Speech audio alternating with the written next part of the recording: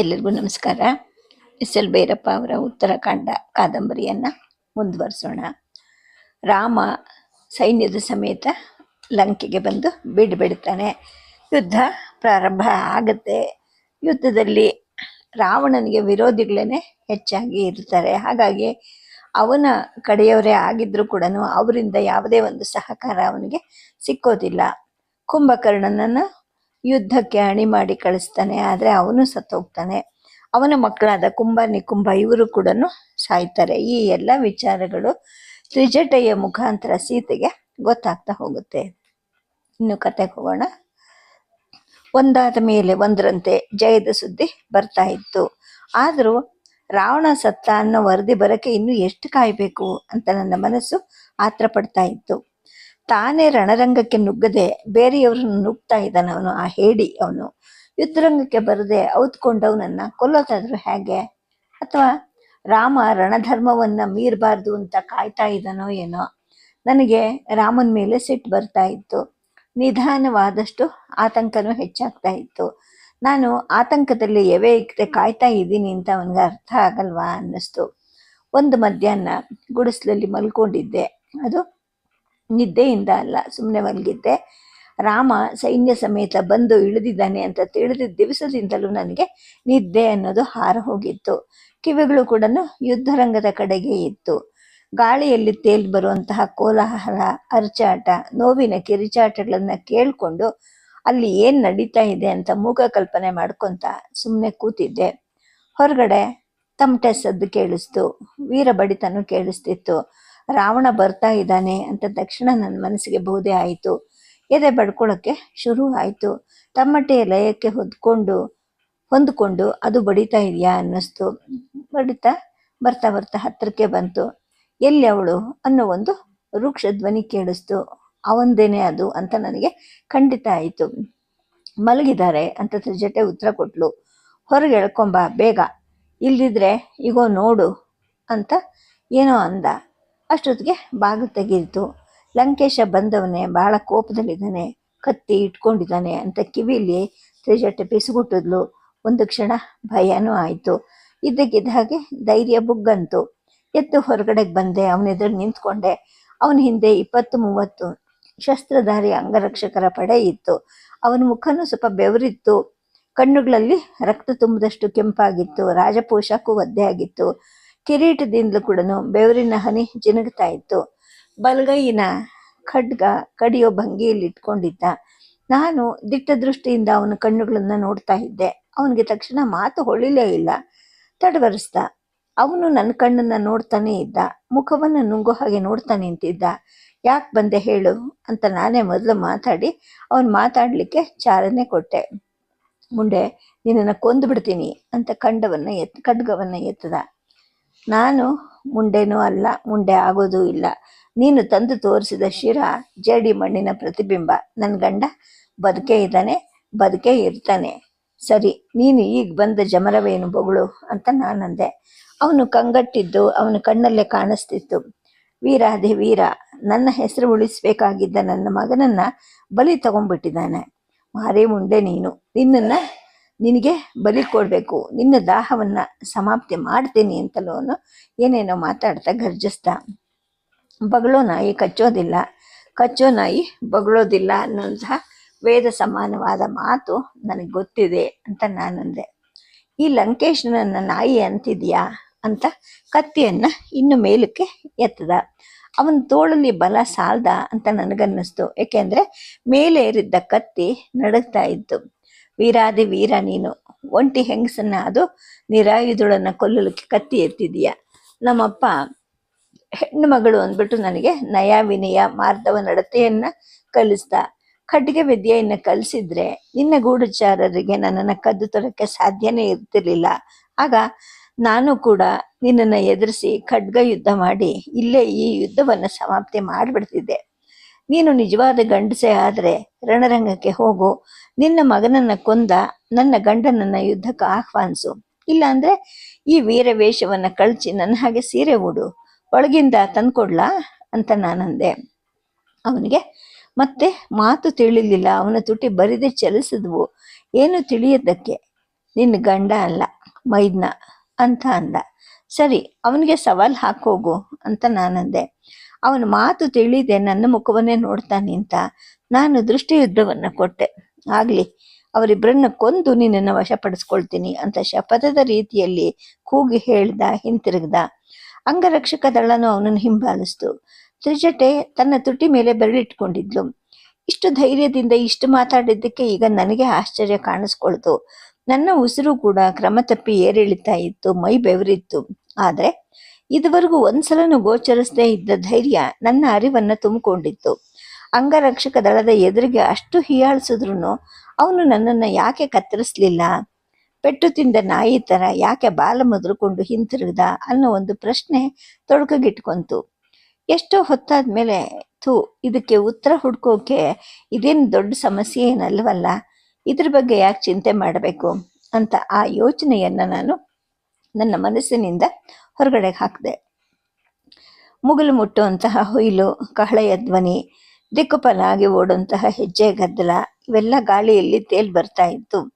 ಅಂದ್ರೆ ಮಹತ್ತರವಾದದ್ದೇನೋ ಘಟಿಸಿರಬಹುದು ಅಂತ ಅನ್ನಿಸ್ತು. ಲಂಕೆಯದ ತಮಟೆ ಅಥವಾ ಕಹಳೆ ಕಿಷ್ಕಿಂದೆಯದ ಯಾವುದು ನನಗೆ ಗೊತ್ತಾಗ್ತಿರ್ಲಿಲ್ಲ. ಇಂತಹ ಹುಯಿಲು ಇದುವರೆಗೂ ಕೇಳಿಸ್ತಾನೆ ಇರ್ಲಿಲ್ವಲ್ಲ. ಇವತ್ತೇನೋ ವಿಶೇಷವಾದದ್ದು ನಡೆದಿರ್ಬೇಕು ಅಂತ ಮನಸ್ಸಿಗೆ ಅನ್ನಿಸ್ತು. ಗುಡಿಸಲಿನಿಂದ ಹೊರಗಡೆ ನಿಂತ್ಕೊಂಡು ನೋಡ್ತೀನಿ, ಏನೂ ಕಾಣ್ತಿರ್ಲಿಲ್ಲ. ಆಹಾರ ತರಕ್ಕೆ ಹೋಗಿದ್ದ ತ್ರಿಜಟೆಯಾದ್ರೂ ಇದ್ದಿದ್ರೆ ತಿಳಿತಿತ್ತು. ಯಾವುದೋ ಒಂದು ದೊಡ್ಡ ಘಟ ಬಿದ್ದಿರಬಹುದು. ಮರವನ್ನು ಹತ್ತಿ ನೋಡ್ಲಾ ಅನ್ನಿಸ್ತು. ಹತ್ತಬಹುದು, ಆದ್ರೆ ಇಳಿಲಿಕ್ಕೆ ಭಯ ಆಗತ್ತೆ. ಹಾಗೇನೆ ಏನೋ ಒಂದು ರೀತಿಯ ತಳಮಳ. ರಾಮ ಲಕ್ಷ್ಮಣರಿಗೆ ಏನೂ ಆಗದೆ ಇರಲಿ, ನಮ್ಮ ಸೈನ್ಯ ಸುರಕ್ಷಿತವಾಗಿರ್ಲಿ ಅಂತ ಪ್ರಾರ್ಥಿಸಿದೆ. ಎಷ್ಟೋ ಹೊತ್ತು ಕಳೀತು ಹೀಗೇನೆ. ಆಮೇಲೆ ತ್ರಿಜಟೆ ಬರ್ತಾ ಇದ್ಲು. ಅದು ಓಡೋಡು ಬರ್ತಾ ಇದ್ಲು. ಏದು ಸುರುಡುತ್ತಾ ಸಮೀಪಿಸಿದ್ಲು. ನನ್ನನ್ನು ತಬ್ಕೊಂಡ್ಲು. ದೇವಿ, ನೀನು ಗೆದ್ದೆ, ಲಂಕೇಶನ ವಧೆ ಆಯಿತು. ಲಂಕೆ ಸೈನಿಕರೆಲ್ಲ ಕೂಕ್ಕೊಂತ ಕಿರುಚುತ್ತಾ ಚಲ್ಲಾಪಿಲ್ಲಿ ಆಗಿದ್ದಾರೆ. ಬಾಯಿ ಬಡ್ಕೊಂತ ಊರಿನ ಬೀದಿ ಬೀದಿಗಳಲ್ಲಿ ಓಡ್ತಾ ಇದ್ದಾರೆ. ನಿನಗೆ ಹೇಳೋಣ ಅಂತ ಓಡ್ ಬಂದೆ ಅಂದ್ಲು. ನನಗೆ ಅಳುನೇ ಬಂತು. ನನಗಿನ್ನೇನು ಬೇಡ, ಎಲ್ಲವೂ ಸಂದಾಯ ಆಗಿದೆ. ಈಗಲೇ ಓಡ್ ಹೋಗಿ ನನ್ನ ರಾಮನನ್ನ ಅಪ್ಪಿಕೊಂಡ್ಲಾ? ರಣರಂಗದ ಹಾದಿನೂ ಗೊತ್ತಿಲ್ಲ. ತ್ರಿಜಟೆ, ನನ್ನನ್ನು ನನ್ನ ಗಂಡನ ಹತ್ರ ಕರ್ಕೊಂಡು ಹೋಗ್ತೀಯಾ ಅಂತ ಕೇಳಿದೆ. ರಾಜ ಸತ್ತ ಅಂತ ಯುದ್ಧ ಮುಗ್ದಿರುತ್ತಾ? ಅಲ್ಲಿ ಏನೇನು ನಡೆದಿರುತ್ತೋ ಇನ್ಯಾಕೆ ಆತರ ಪಡ್ತಿದ್ಯಾ? ನಿನ್ನ ಗಂಡನೇ ಬಂದು ನೀನು ಕರ್ಕೊಂಡು ಹೋಗ್ತಾನೆ, ಸುಮ್ಮನಿರು ಅಂತ ಆಕೆ ತಲೆ ನೇವರಿಸಿದ್ಲು. ನನ್ನ ಆತುರಕ್ಕೆ ನನಗೆ ನಾಚಿಕೆ ಆಯಿತು. ರಾಮನೇ ಬರೋ ತನಕ ಕಾಯಲೇಬೇಕು. ಅವನಿಗೆ ಇನ್ನೂ ಏನೇನು ಕಲಾಪಗಳಿರುತ್ತವೋ. ಆತಂಕ ಅಂತೂ ಕಳೀತು. ಇನ್ನು ಕಾತುರ ಯಾಕೆ ಅಂತ ಸಮಾಧಾನ ಪಡಿಸ್ಕೊಳಕ್ಕೆ ಹೆಣಗಾಡಿದೆ. ಮರು ದಿವಸ ಮಧ್ಯಾಹ್ನದ ಹೊತ್ತಿಗೆ ಸರಮೆ ಬಂದ್ಲು. ಜೊತೆಗೆ 4 ಜನ ಸೇವಕಿಯರು, 4 ಜನ ಅಂಗರಕ್ಷಕರು ಇದ್ರು. ನನ್ನನ್ನು ಗುಡಿಸಲಿನ ಒಳಗೆ ಕರ್ಕೊಂಡು ಹೋದ್ಲು. ನೆನ್ನೆನೆ ನಾನು ಬಂದು ನಿನಗೆ ವಿಜಯವಾರ್ತೆಯನ್ನು ಹೇಳಬೇಕು ಅಂದ್ಕೊಂಡಿದ್ದೆ. ಆದರೆ ಏನೇನೋ ಘಟನೆಗಳು ಸಂಭವಿಸಿದ್ವು, ಏನೇನೋ ಕಲಾಪಗಳು ಇದ್ವು. ಕೂತ್ಕೋ, ಹೇಳ್ತೀನಿ ಅಂದ್ಬಿಟ್ಟು ಭುಜ ಹಿಡಿದು ಹುಲ್ಲಿನ ಮಂದಲಿಗೆ ಮೇಲೆ ಕೂರಿಸಿ ಆಕೆ ಹೇಳಿದ್ಲು. ಲಂಕೇಶ ಹತನಾದ ಸುದ್ದಿ ಬಂತು. ಇಂದ್ರಜಿತುವನ್ನು ಕೊಂದ ಲಕ್ಷ್ಮಣ ಅವನ ಅಪ್ಪನನ್ನು ತಾನೇ ಕೊಲ್ಲಲು ಮುನ್ನುಗ್ಗಿದ್ನಂತೆ. ಆದರೆ ನಿನ್ನ ಗಂಡ ಅವನನ್ನು ತಡೆದ್ನಂತೆ. ತಮ್ಮ, ನನ್ನ ಹೆಂಡತಿಯನ್ನು ಅಪಹರಿಸಿದ ಇವನನ್ನು ನಾನೇ ಕೊಲ್ಲಬೇಕು, ನೀನು ಹಿಂದೆ ಸರಿ ಅಂತ ತಾನು ಮುಂದೆ ಬಂದಂತೆ. ಲಂಕೇಶ ತನಗೆ ಗೊತ್ತಿದ್ದ ತಂತ್ರಗಳನ್ನೆಲ್ಲ ಪ್ರಯೋಗಿಸಿ ಯುದ್ಧ ಮಾಡಿದ್ನಂತೆ. ಮಧ್ಯದಲ್ಲಿ ರಾಮ ಪ್ರಜ್ಞೆ ತಪ್ಪಿ ಬಿದ್ದನಂತೆ. ಸತ್ತೇ ಹೋದ ಅಂತ ಲಕ್ಷ್ಮಣಾದಿಗಳು ಹತಾಶರಾದ್ರಂತೆ. ಒಬ್ಬೆ ಇಡ್ತಿದ್ದ ಲಂಕೇಶನಿಗೆ ಲಕ್ಷ್ಮಣ ಗುರಿ ಇಟ್ಟನಂತೆ. ಆದರೆ ಹನುಮಂತ ಹೇಳಿದ್ನಂತೆ, ನೀನು ಕೊಲ್ಲಬೇಡ, ನಿಮ್ಮ ಅಣ್ಣನಿಗೆ ಹೆಂಡತಿಯ ಅಪಹಾರಕನನ್ನು ಕೊಂದ ಕೀರ್ತಿಯನ್ನು ತಪ್ಪಿಸ್ಬೇಡ, ಅವನು ಈಗ ಸತ್ತಿಲ್ಲ, ಹೇಳ್ತಾನೆ ಅಂತ ಶೈತ್ಯೋಪಚಾರವನ್ನು ಮಾಡಿದ್ನಂತೆ. ಪ್ರಜ್ಞೆ ಮರಳದ ಮೇಲೆ ರಾಮ ಮತ್ತೆ ಎದ್ನಿತ್ಕೊಂಡು ಬಿಲ್ ಹಿಡಿದ್ನಂತೆ. ಘೋರ ಯುದ್ಧನೂ ನಡೀತಂತೆ. ಕೊನೆಗೆ ರಾಮನ ಒಂದು ವಿಷಪೂರಿತ ಬಾಣ ಲಂಕೇಶನ ಕುತ್ತಿಗೆಯನ್ನು ಹೊಕ್ಕು ಅವನನ್ನು ಮಲಗಿಸ್ತಂತೆ. ಲಂಕೆ ಸೈನ್ಯ ಚೆಲ್ಲಾಪಿಲ್ಲಿ ಆಗತೊಡಗ್ತು. ರಾಮನ ಸೈನ್ಯ ಸಾಗರದ ಅಲೆ ಹಾಗೆ ಜೈಕಾರ ಘೋಷಿಸ್ತಾ ಕಹಳೆ ಊತ್ತು. ಇದನ್ನೆಲ್ಲ ನನಗೆ ನಮ್ಮ ಗೂಢಚಾರರು ಹೇಳಿದ್ರು ಅಂತ ಹೇಳಿದ್ಲು. ಮತ್ತೆ ಆಕೆ ಮುಂದುವರಿಸಿದ್ಲು. ನನಗೆ ನನ್ನ ಓರ್ಗಿತ್ತಿಯ ನೆನಪಾಯಿತು. ಲಂಕೇಶನ ಪಟ್ಟದ ರಾಣಿ ಮಂಡೋದರಿ. ಯಾವಾಗಲಾದರೂ ಒಂದ್ಸಲ ಆಕೆಯನ್ನು ನೋಡ್ತಾ ಇದ್ದೆ. ಆಕೆ ಪಟ್ಟದ ರಾಣಿ ಅಲ್ವಾ, ನಾವೇ ಹೋಗೋದು ನೋಡೋದು ಕ್ರಮ. ಅವಳು ಎಂದು ನನ್ನ ಭವನಕ್ಕೆ ಬಂದದ್ದೇ ಇಲ್ಲ. ಸದಾ ಬಂಗಾರ ವಜ್ರಗಳ ಹೊರೆ ಭಾರವನ್ನು ಹಾಕೊಂಡು ತಳತಳ ಹೊಳಿಸ್ತಿದ್ಲು. ಅವಳು ಕೂತ್ಕೊಳ್ಳೋ ಆಸನ ಕೂಡ ವಜ್ರ ಖಚಿತವಾದದ್ದು. ಪಟ್ಟದ ರಾಣಿಯ ಘನತೆ ಗಾಂಭೀರ್ಯವನ್ನ ಕಾಪಾಡ್ಕೊಳ್ಬೇಕಲ್ವಾ, ಹಾಗಾಗಿ ಆಕೆ ಆ ಥರ ಇರ್ತಿದ್ಲು. ಅಷ್ಟು ಹಮ್ಮು ಬಿಮ್ಮುಗಳು ಇದ್ರೂ ಕೂಡ ನನ್ನ ಜೊತೆ ಸಂಕಟ ತೊಡ್ಕೋತಾ ಇದ್ಲು. ನೀನೇ ಪುಣ್ಯವಂತೆ, ನಿನ್ನ ಗಂಡ ನಿನ್ನನ್ನು ಬಿಟ್ಟು ಬೇರೆ ಹೆಂಗಸರನ್ನ ಕಣ್ಣೆತ್ತಿ ನೋಡೋದಿಲ್ಲ ಅನ್ನೋ ವಾಕ್ಯದ ಜೊತೆಗೆ ಏನೋ ಒಂದು ಮಾತನ್ನ ಹೇಳ್ಕೊಳಕ್ಕೆ ಪ್ರಾರಂಭ ಮಾಡ್ತಾ ಇದ್ಲು. ಅವನು ಹಿಡಿದು ತರ್ತಿದ್ದ ಹೊಸ ಹೆಣ್ಣುಗಳ ಲೆಕ್ಕ ಹೇಳಿ ಅವನ ಜೊತೆಗೆ ಆ ಹೆಣ್ಣುಗಳನ್ನು ಕೂಡ ಆಕೆ ಶಪಿಸ್ತಾ ಇದ್ಲು. ಜೊತೆಗೆ ಮಗ ಇಂದ್ರಜಿತ್ ಕೂಡ ಅಪ್ಪನ ಚಾಳಿ ಹಿಡಿದಿದ್ದಕ್ಕೆ ಆಕೆ ದುಃಖಿಸ್ತಾ ಇದ್ಲು. ಗಂಡ ಸತ್ತ ಸಂತಾಪ ಹೇಳಕ್ಕೆ ಅಂತ ನಾನು ಹೋದೆ. ಅರಮನೆ ಮುಂದೆ ರಥ ನಿಂತಿತ್ತು. ನಾನು ಸೀದಾ ಒಳಗೆ ಹೋದೆ. ಆಭರಣ ಭೂಷಿತಿಯಾಗಿನೇ ಆಕೆ ಹೊರಗೆ ಬರ್ತಾ ಇದ್ಲು. ಕಣ್ಣಲ್ಲಿ ದುಃಖ ತುಂಬಿತ್ತು. ಒಬ್ಬ ಸಖಿ ಆಕೆಯ ತೋಳು ಹಿಡಿದು ನಡೆಸ್ತಾ ಇದ್ಲು. ನಾನು ಹತ್ರ ಹೋದೆ. ಅಕ್ಕ ಅಂತ ಕೈ ಇಟ್ಕೊಂಡೆ. ನನ್ನ ಮುಖ ನೋಡಿದ್ಲು. ಒಂದೇ ನಿಮಿಷ ಅಷ್ಟೇ. ತುಂಬಿದ್ದ ಆಕೆ ಕಣ್ಣುಗಳು ಉರಿಲಿಕ್ಕೆ ಪ್ರಾರಂಭ ಆದವು. ಮತ್ತೊಂದು ನಿಮಿಷದಲ್ಲೇ ಹೇಳಕ್ ಶುರು ಮಾಡಿದ್ಲು. ನೀನು ಪಾತರದ ಮುಂಡೆ ಅಕ್ಕ ಅಂತ ನಾಟಕ ಮಾಡಕ್ಕೆ ಬಂದಿದೀಯಾ? ಪಟ್ಟದ ರಾಣಿ ಆಗಕ್ಕೆ ಒಳಗಡೆನೆ ಹುನ್ನಾರ ಮಾಡಿ ನಿನ್ನ ಗಂಡನಿಂದಲೇ ದೇಶದ್ರೋಹ ಭ್ರಾತೃದ್ರೋಹ ಮಾಡಿಸಿ ಈಗ ಆಟ ತೋರ್ಸಕ್ ಬಂದ್ಯಾ ಅಂದ್ಬಿಟ್ಟು ತನ್ನ ಬಲಗೈಯಿಂದ ನನ್ನ ಪಟಪಟನೆ ಹೊಡಿಲಿಕ್ಕೆ ಪ್ರಾರಂಭ ಮಾಡಿದ್ಲು. ಹೊಡೆಯೋದೇನು ಚಚ್ಚಿಬಿಟ್ಲು. ನನಗೆ ಬಿಡಿಸ್ಕೊಳ್ಳೋಕ್ಕೂ ಆಗ್ಲಿಲ್ಲ. ಆಕೆ ದೊಡ್ಡ ಆಳು, ದಪ್ಪ ಹಸ್ತ. ಇಲ್ಲಿ ನೋಡು ಅಂತ ಸರಮೆ ತನ್ನ ಸೆರಗನ್ನ ಸರಿಸಿ ಕಂಚುಕವನ್ನ ಬಿಚ್ಚಿ ಪೆನ್ನನ್ನು ತೋರಿಸಿದ್ಲು. ಪೆನ್ನಿನ ಪೂರ್ತಿ ನಾಗರ ಹಾವಿನಂತೆ ಉಬ್ಬಿದ ಬಾಸುಂಡೆಗಳಿದ್ವು. ಬಟ್ಟೆ ಒತ್ತಿದ್ರೂ ನೊಯ್ಯುತ್ತೆ. ಮರ್ಯಾದೆಗೋಸ್ಕರ ಕಂಚುಕ ತೊಟ್ಕೊಂಡಿದ್ದೀನಿ ಅಂತ ಅದನ್ನು ಮೊದಲಿನ ಹಾಗೆ ಧರಿಸಿ ಆಕೆ ಸೆರಗು ಹೊತ್ಕೊಂಡ್ಲು. ಆನಂತರ ನನ್ನಂತೆ ನೀನು ಮುಂಡೆ ಆಗು, ನಿನ್ನ ಗಂಡನು ಸತ್ತು ಹೆಣ ಆಗ್ಲಿ, ಇದು ನನ್ನ ಶಾಪ ಅಂತ ಹೇಳ್ಬಿಟ್ಟು ದಡದಡನೆ ನಡೆದು ರಥದಲ್ಲಿ ಕೂತ್ಕೊಂಡ್ಲು. ಅದು ಪತಿಯ ಶವದರ್ಶನಕ್ಕೆ ಹೋಗ್ತಾ ಇದ್ದಾಳೆ ಅಂತ ಸ್ಪಷ್ಟವಾಯಿತು. ಇನ್ನೊಂದು ರಥವನ್ನ ಕರೆದು ನಾನು ಹಿಂಬಾಲಿಸಿದೆ. ಯುದ್ಧರಂಗ ಹತ್ರ ಆಗ್ತಾ ಆಗ್ತಾ ದುರ್ವಾಸನೆ ಬರ್ತಾ ಇತ್ತು. ಸೆರಗಿನಿಂದ ಮೂಗು ಮುಚ್ಕೊಂಡ್ರು ಕೂಡ ವಾಂತಿ ಬರೋ ಹಾಗೆ ಭೂಮಿ ಮೇಲೆಲ್ಲ ರಣಗಳ ಹದ್ದುಗಳು, ಅವುಗಳ ನೆರಳುಗಳು ಕಾಣಿಸ್ತಾ ಇತ್ತು. ಎಲ್ಲಿ ವೇಗವಾಗಿ ಕೆಳಗಿಳಿದು ಕುಕ್ಕುತ್ವೋ ಅನ್ನೋ ಭಯ ಆಗ್ತಾ ಇತ್ತು. ರಥ ಮುಂದೆ ಚಲಿಸಿದ ಹಾಗೆ ಹೆಣಗಳು ತಡೆದಾಗ ಸಾರಥಿ ಕೈ ಹಿಡಿದು ನಡೆಸ್ಕೊಂಡು ಹೋದ. ಮಂಡೋದರಿ ಗಂಡನ ಎದೆ ಮೇಲೆ ಕೈ ಇಟ್ಟು ಹಲುಬ್ತಾ ಇದ್ಲು. ಯಾವ ಸುಂದರಿ ಅಂತ ಆ ಸೀತೆಗೆ ಮರುಳಾಗಿ ಪ್ರಾಣ ಕಳ್ಕೊಂಡೆ.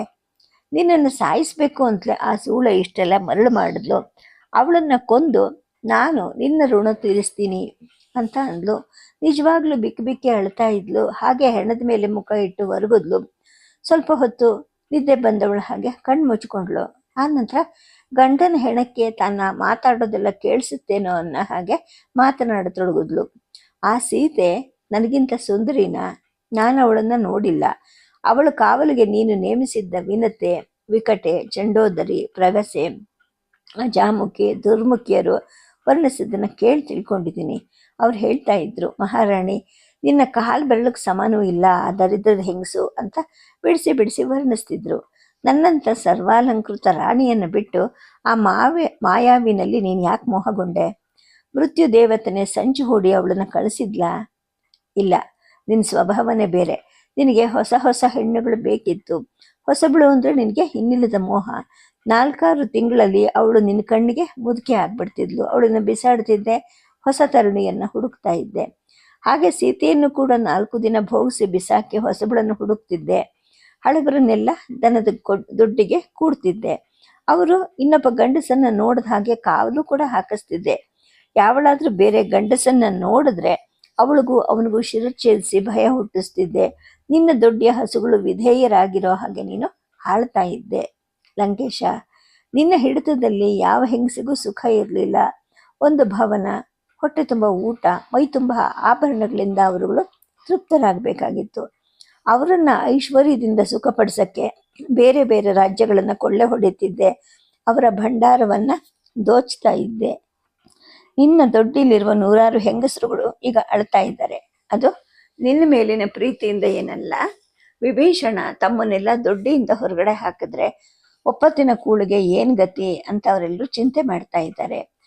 ಯಾಕೆಂದರೆ ಬೇರೆ ಯಾವ ಗಂಡಸರು ಅವರನ್ನು ಮೋಸೋದಿಲ್ಲ. ಈ ಹುಚ್ಚು ಯುದ್ಧದಲ್ಲಿ ವಯಸ್ಕ ಗಂಡಸರೆಲ್ಲ ಸತ್ತು ಬಿದ್ದಿದ್ದಾರೆ. ಅವರು ಮೇಲೆ ಬಿದ್ದು ಬೇಡಿಕೊಳ್ಳೋಕ್ಕೂ ಕೂಡ ಯಾರು ಉಳ್ಕೊಂಡಿಲ್ಲ. ಹೀಗ ಅಂತಿದ್ದವಳು ಅಚಾನಕ್ಕಾಗಿ ಹಿಂತಿರುಗಿ ನೋಡಿದ್ಲು. ಆ ಮಂಡೋದರಿಗೆ ನಿಂತಿದ್ದ ನಾನು ಕಣ್ಣಿಗೆ ಬಿದ್ದೆ.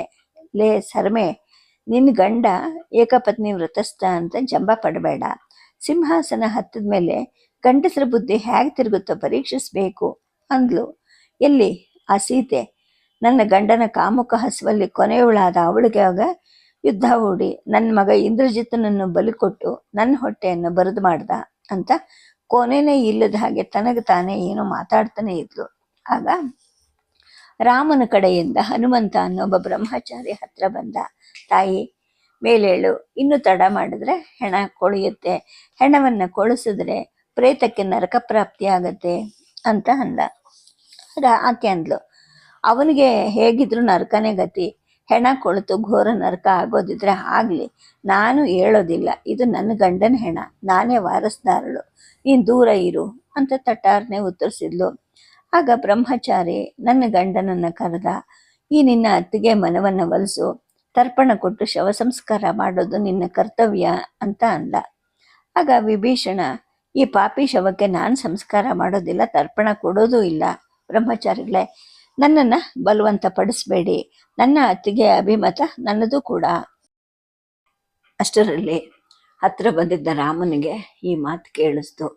ಅವನು ತಕ್ಷಣ ಹೇಳಿದ, ಜೀವಂತ ಆಗಿರೋವಾಗಿನ ವೈರವನ್ನ ಜೀವ ಹೋದ ನಂತರಕ್ಕೂ ಒಯ್ಯಬಾರ್ದು. ಜೀವ ಹೋದ ನಂತರದವರ ಪಾಪ ಪುಣ್ಯಗಳನ್ನು ನಿರ್ಧರಿಸೋ ಅಧಿಕಾರ ಯಮಧರ್ಮನದು, ನಮ್ಮದಲ್ಲ. ಲಂಕಾ ರಾಜ್ಯಕ್ಕೆ ಈಗ ಯಾರೂ ರಾಜರಿಲ್ಲ. ಯುದ್ಧ ಪೂರ್ವದಲ್ಲಿ ನಿನ್ನಣ್ಣ ಬದುಕಿದ್ದಾಗ ನಾನು ನಿನಗೆ ಪಟ್ಟ ಕಟ್ಟಿದ ಶಾಸ್ತ್ರ ಮಾಡಿದ್ದು ಯುದ್ಧದ ತಂತ್ರವಾಗಿ. ಲಂಕೆ ಸಿಂಹಾಸನದಲ್ಲಿ ಅವನು ಕೂತಿದ್ದಾಗ ನಿನಗೆ ಮಾಡಿದ ಅಭಿಷೇಕ ಸಿಂಧು ಆಗೋದಾದ್ರೂ ಹೇಗೆ? ಶವ ಸಂಸ್ಕಾರ ಮಾಡಿ ಸೂತ್ಕ ಕಳೆದುಕೊಳ್ಳದೆ ಪಟ್ಟಾಭಿಷೇಕ ಆಗೋದು ಹೇಗೆ? ಒಂದು ಕ್ಷಣವೂ ಸಿಂಹಾಸನವನ್ನು ಬರದಾಗಿ ಬಿಡಬಾರ್ದು. ರಾಜ್ಯವು ಅರಾಜಕ ಆಗತ್ತೆ. ಮೊದಲು ನಿಮ್ಮ ಅಣ್ಣನ ಸಂಸ್ಕಾರ ಮಾಡು. ರಾವಣನ ಮಕ್ಕಳೆಲ್ಲ ಸತ್ತಿರೋದ್ರಿಂದ ಅದು ತಮ್ಮನಾದ ನಿನ್ನ ಕರ್ತವ್ಯ ಕೂಡ. ನಾನು ಕೂಡ ಅವನಿಗೆ ತರ್ಪಣ ಕೊಡ್ತೀನಿ, ಏಕೆಂದರೆ ನಾನೇ ಅವನನ್ನು ಕೊಂದಿದ್ದೀನಿ. ಸತ್ತ ಎರಡು ಪಕ್ಷದ ಸೈನಿಕರಿಗೂ ಬದುಕಿರೋ ನಾವೆಲ್ಲರೂ ಒಟ್ಟಿಗೆ ತರ್ಪಣ ಕೊಟ್ಟು ಪಾಪ ಕಳ್ಕೋಬೇಕು. ತಾಯಿ, ನಿನ್ನ ದುಃಖ ನನಗೆ ಅರ್ಥ ಆಗತ್ತೆ. ಗಂಡ ಎಷ್ಟೇ ನೀಚನಾಗಿರಲಿ, ಹೆಂಗಸಿಗೆ ವೈಧವ್ಯ ಕಠೋರವಾದದ್ದು. ನೀನು ಮೇಲೆದ್ದು ಸ್ನಾನ ಮಾಡು, ನಿನ್ನ ಮೈದನನ ಜೊತೆಗೆ ಕರ್ಮ ಮಾಡು ಅಂತ ಅಂದ. ಎಲ್ಲರೂ ಅವನು ಹೇಳಿದಾಗೆ ಅವನು ಪಠಿಸಿದ ಮಂತ್ರಗಳಿಗೆ ಅನುಸಾರವಾಗಿ ಕೈಕರ್ಣ ಮಾಡಿದ್ರು. ವಿಭೀಷಣ ಅಣ್ಣನ ಶವಕ್ಕೆ ಅಗ್ನಿಸ್ಪರ್ಶ ಮಾಡದ. ಉಳಿದ ಸೈನಿಕರೆಲ್ಲರನ್ನೂ ಉಭಯ ಪಕ್ಷಗಳ ಸತ್ತ ಸೈನಿಕರ ಹೆಣಗಳನ್ನು ಎಳೆದು 100 ಒಟ್ಟು ಹಾಕ್ತಾ ಇರಬೇಕಾದ್ರೇನೆ ರಾಮ ವಿಭೀಷಣನಿಗೂ ನನಗೂ ಸ್ನಾನ ಮಾಡಿಸಿ ನನ್ನನ್ನು ಅವನ ಪಕ್ಕದಲ್ಲಿ ನಿಲ್ಲಿಸಿ ಪಟ್ಟಾಭಿಷೇಕದ ಶಾಸ್ತ್ರ ಮಾಡ್ದ. ಈಗ ನೀವು ಪುರಪ್ರವೇಶ ಮಾಡಿ ಯುದ್ಧ ನಂತರದ ರಾಜ್ಯದಲ್ಲಿ ವ್ಯವಸ್ಥೆ ಸ್ಥಾಪನೆ ಮಾಡೋದು ಸುಲಭದ ಕೆಲಸ ಏನಲ್ಲ ಅಂತ ಅಂದ. ಆ ನಂತರ ತನ್ನ ತಮ್ಮ ಲಕ್ಷ್ಮಣನನ್ನು ಕರೆದ. ಲಕ್ಷ್ಮಣ, ನೀನು ಇವ್ರ ಜೊತೆ ಪುರಪ್ರವೇಶ ಮಾಡು. ಈಗ ಪಟ್ಟಾಭಿಷೇಕದ ಶಾಸ್ತ್ರ ಆಗಿದೆ, ಆದರೆ ಮಹೋತ್ಸವ ನಡಿಲೇಬೇಕು. ಪ್ರಜಾಕೋಟಿಯನ್ನು ಸೇರಿಸಿ ವೈಭವದ ಮಹೋತ್ಸವ ನಡೆಸದೇ ಇದ್ರೆ ಪ್ರಜೆಗಳು ಪ್ರಭುತ್ವಕ್ಕೆ ತಲೆಬಾಗುವುದಿಲ್ಲ, ವಿಧೇಯರಾಗೂ ಇರೋದಿಲ್ಲ ಅಂತ ಹೇಳಿ ಕಳಿಸ್ದ. ಅವರಿಬ್ಬರು ಅರಮನೆಗೆ ಹೋದ್ರು. ನಾನು ನಿನಗೆ ಹೇಳೋಣ ಅಂತ ಈ ಕಡೆ ಬಂದೆ ಅಂತ ಹೇಳಿದ್ಲು. ತನ್ನ ಹೆಂಡತಿಯನ್ನೇ ಹೊತ್ತು ತಂದಿದ್ದ ರಾವಣನಂತಹ ಲಂಪಟ ಕ್ರೂರಿ ಸುಲಿಗೆಗಾರನನ್ನು ಕ್ಷಮಿಸಿ ತರ್ಪಣ ಕೊಡಿಸಿ ತಾನೂ ತರ್ಪಣ ಕೊಟ್ಟು ಶವ ಸಂಸ್ಕಾರ ಮಾಡಿಸಿದ್ದ ರಾಮನ ಕ್ರಿಯಾವಿಧಿಯಿಂದ ನನಗೆ ಸ್ವಲ್ಪ ಕಸಿವಿಸಿ ಅನ್ನಿಸ್ತು. ಸ್ವಲ್ಪ ಹೊತ್ತಿನ ನಂತರ ಅವನ ಔದಾರ್ಯ ನನ್ನ ಮನಸ್ಸನ್ನು ತುಂಬಿಕೊಂತು. ಅಹಲ್ಯೆ ಅಂತ ವ್ಯಭಿಚಾರಣೆಯನ್ನ ಅವಳ ಗಂಡ ಋಷಿ ಕ್ಷಮಿಸೋ ಹಾಗೆ ಆ ಚಿಕ್ಕ ವಯಸ್ಸಲ್ಲೇ ಮಾಡಿದ ಅವನ ಸ್ವಭಾವಕ್ಕೆ ಇದೇನು ಅಸಾಮಾನ್ಯ ಅಲ್ಲ ಅನ್ನೋದು ಕೂಡ ನನಗೆ ಅರಿವಾಯಿತು. ರಾಮ, ನಿನ್ನ ಹೆಂಡತಿಯಾಗಿ ನಾನು ಪುನೀತಳಾದೆ ಅಂತ ಮನಸ್ಸಿನಲ್ಲಿ ಅವನ ಪಾದಗಳಿಗೆ ತಲೆ ಇಟ್ಟೆ. ತನಗೀಗ ತುರ್ತು ಕೆಲಸಗಳಿದೆ, ಮತ್ತೆ ಬರ್ತೀನಿ ಅಂತ ಹೇಳಿಬಿಟ್ಟು ಸರ್ಮೆ ಅಲ್ಲಿಂದ ಹೊರಟೋದ್ಲು. ನನಗೆ ರಾಮನನ್ನು ನೋಡೋ ತವಕ. ಅವನು ಕ್ರಮಬದ್ಧ, ಪ್ರತಿಯೊಂದಕ್ಕೂ ವಿಧಿವಿಧಾನಗಳನ್ನು ಪಾಲಿಸೋವನು. ನನ್ನನ್ನು ಅವನಿಲ್ಲೂ ಇರೋವರೆಗೆ ಅವನು ಎಲ್ಲಿ ಇದನೋ ಅಲ್ಲೇ ಕರೆಸ್ಕೊಳ್ತಾನೋ ಅಥವಾ ಅವನೇ ಇಲ್ಲಿಗೆ ಬರ್ತಾನೋ ಗೊತ್ತಾಗಲಿಲ್ಲ. ನಾನಾಗೆ ಓಡ್ ಹೋದರೆ ಯಾವ ಕ್ರಮ ತಪ್ಪುತ್ತೋ ಕಾಯೋದೊಂದೇ ದಾರಿ. ಹೇಗಿದ್ರೂ ಶತ್ರು ಸಂಹಾರ ಆಗಿದೆ.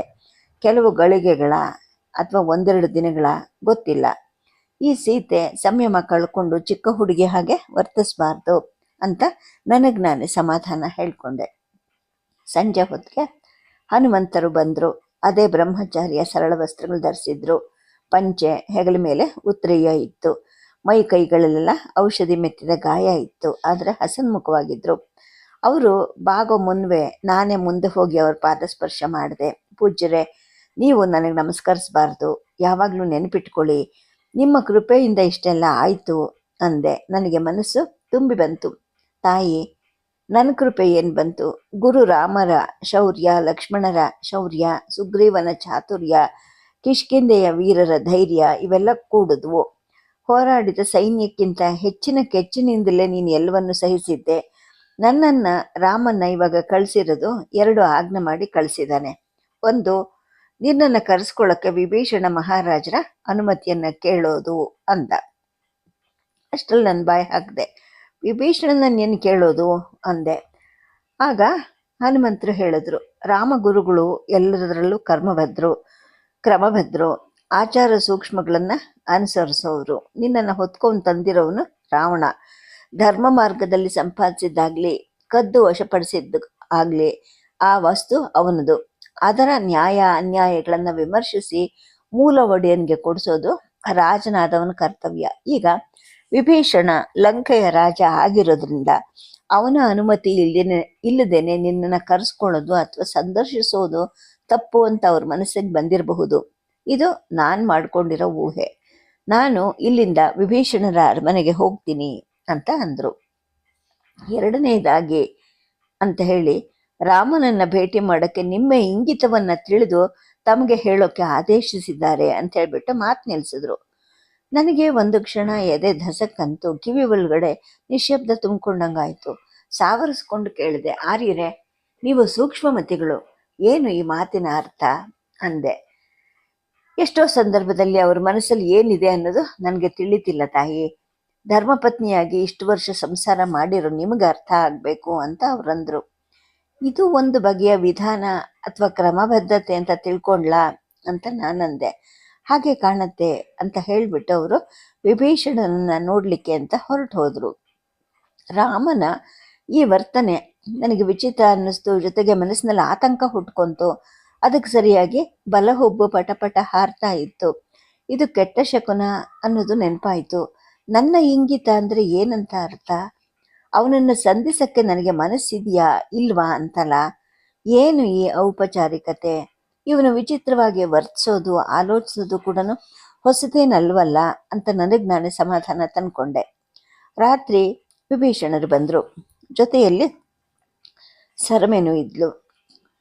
ಅವ್ರ ಜೊತೆಗೆ ಅಂಗರಕ್ಷಕರು ಕೂಡ ಇದ್ದರು. ನನ್ನನ್ನು ಮಹಾರಾಣಿ ಅಂತ ಸಂಬೋಧಿಸಿದ್ರು. ನಾನು ಹೇಳಿದೆ, ಮಹಾರಾಜರೇ, ನಾನು ಮಹಾರಾಣಿ ಅಲ್ಲ, ನನ್ನ ಪತಿ ಕೂಡ ರಾಜ ಅಲ್ಲ, ನಾವು ವನವಾಸಿಗಳು. ನಮ್ಮೂರಿಗೆ ಹಿಂತಿರುಗಿದ ಮೇಲೂ ಕೂಡ ರಾಜ ಬಯಸಿದ್ರೆ ಅವನಿಗೆ ಕೈಲಾದ ಸಹಾಯ ಮಾಡಿಕೊಂಡಿರೋ ಅಂಥವ್ರು ನಾವು. ನೀವು ನನ್ನನ್ನು ಸೀತೆ ಅಂತ ಕರೆದ್ರೆ ಸಾಕು ಅಂತ ನಾನಂದೆ. ಆಗ ವಿಭೀಷಣ ಹೇಳ್ದ, ಅದು ನಿಮ್ಮ ವಿನಯವೇ ನಿಮ್ಮ ಭೂಷಣ. ಇರಲಿ, ನಾಳೆ ಬೆಳಗ್ಗೆ ನಿಮ್ಮನ್ನು ಚೆನ್ನಾಗಿ ಅಲಂಕರಿಸಿ ಕರ್ತರುವಕ್ಕೆ ರಾಮರ ಅಪ್ಪಣೆ ಆಗಿದೆ. ಬೆಳಗಿನ ಜಾವಕ್ಕೆ ಬಿಸಿನೀರು ಕಾಯಿಸಿಟ್ಟಿರ್ತಾರೆ. ಈ ಕುಕ್ಕೆಯಲ್ಲಿ ರತ್ನಖಚಿತ ಆಭರಣಗಳಿವೆ, ಹೊಸ ಸೀರೆಗಳಿವೆ. ಪ್ರಸಾದನ ಕಲಿಯಲ್ಲಿ ನುರಿತಿರುವಂತಹ ಸೇವಿಕೆಯರು ಬರ್ತಾರೆ, ಸಿದ್ಧವಾಗಿರಿ ಅಂತ ಅಂದ. ನನಗೆ ಯಾವ ಅಲಂಕಾರನೂ ಬೇಡ, ಈಗ ಇರೋ ಹಾಗೇನೆ ನನ್ನ ಪತಿ ನನ್ನನ್ನು ನೋಡಲಿ ಅಂತ ನಾನಂದೆ.